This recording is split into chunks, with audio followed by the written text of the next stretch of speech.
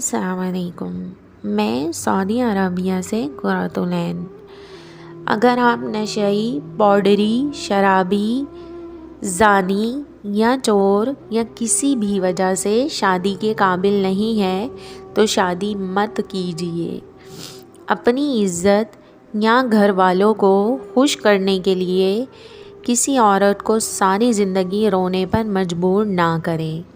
اگر آپ کا بیٹا کہیں ایسا ویسا ہے اور آپ کے ذہن میں یہ ہے کہ شادی کے بعد ٹھیک ہو جائے گا، کیونکہ شادی کے بعد بڑے بڑے بھی ٹھیک ہو جاتے ہیں، تو پہلے اپنے بیٹے کو بڑا ہونے دیں۔ بیٹے سے محبت اور اس کی شادی کی خواہش کو کسی عورت کا گھر برباد کر کے پورا مت کریں۔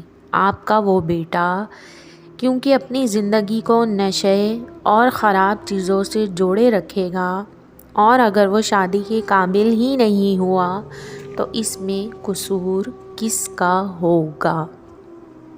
لیکن اپنے بچوں کی شادی وقت پر کریں، اچھے سے کریں، لیکن ضد اور خواہش پر نہ کریں۔ اگر ان سے کوئی مسئلہ جڑا ہوا ہے تو پہلے اسے ٹھیک کریں تاکہ آپ کے بچے اور پھر آگے ان کے بچے ایک خوشگوار اور پرسکون زندگی گزار سکیں۔ جزاک اللہ۔